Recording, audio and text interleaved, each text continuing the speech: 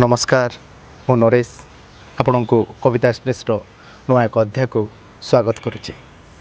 आज आम पहुँची जाइछु गोटे युव कवि पाखे जे प्रकृति प्रेम उपडुब से कहती साहित्य माने शिक्षा शांति परंपरा और संस्कृति समाज से घटुवा अनेक सारा घटनार उपलब्धि आहरी से कहती समय स्रोतरे आधुनिकतार स्पर्शरे बदली चली भूमिर भूमा जाए। समय थिला पवन तरंगरे महकुला चौदिग जाति जातिका फूलर बास्नार क्लांत मन को शांति मिलुला विहंगर समुद्र संगीत। मनुष्य निजक हजई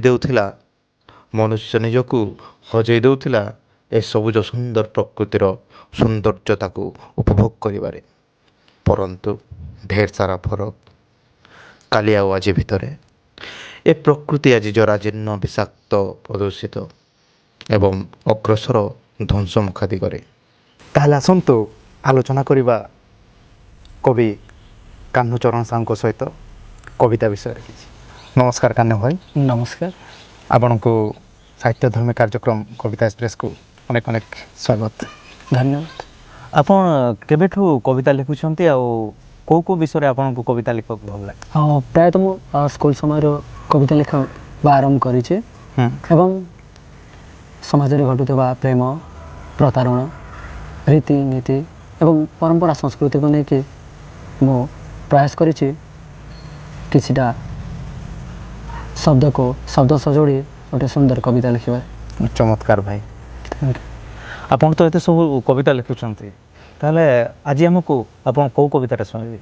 हाँ, आपण मान को आज प्रकृतिर गोटे सुंदर आ सरल कविताटे शुणेबी। कवितार शीर्षक विषाक्त पृथ्वी।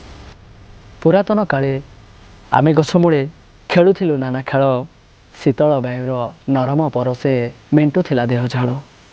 पणस तेंतुली आंब जामकोली, पणस तेंतुली आंब जामकोली खाउथिलु केते फल, सुस्थ सबल आम शरीर थिला मिलुथिला सिंह बल।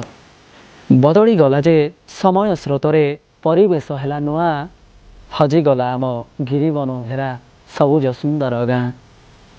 फगुण आसिले शुभुथिला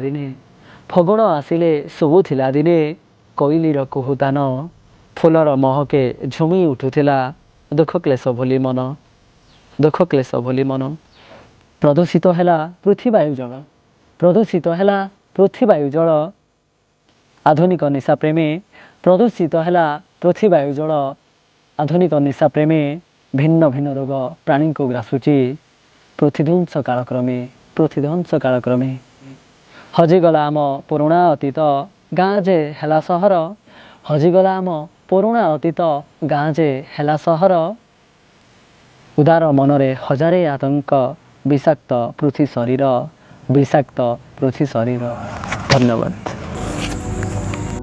आपण कविता को एते भल पाती जे आम शुणीचु देखीचु आपण गोटे ई मैगजीन माध्यम रे अनेक कविंकर लेखा सब प्रकाश करते। हाँ, ओडिया साहित्य को बंचाई रखिबार गोटे छोटिया प्रयास करिछि।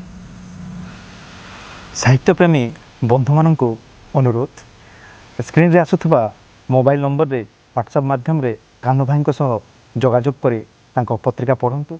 आउ इच्छुक थिबा प्रेमी कवि मानक अनुरोध से निज लेखा व्हाट्सएप माध्यम रे भाई पाखक पठेदेले से सृष्टि संभार ना रे गोटे ई मैगजीन आसे से प्रकाश करेंगे। धन्यवाद भाई, आपण को मूल्यवान समय बाहर करे साहित्य को देते बारो। हाँ, आपण को भी धन्यवाद।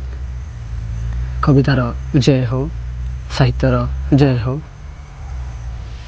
ए जाए कथा होतिले युवा कवि कान्हूचरण साहू सहित। आगामी अध्याय सबरे देखा हुआ नुआ नुआ कवि नुआ नुआ कविता सहित। से जाए रहुचु। नमस्कार।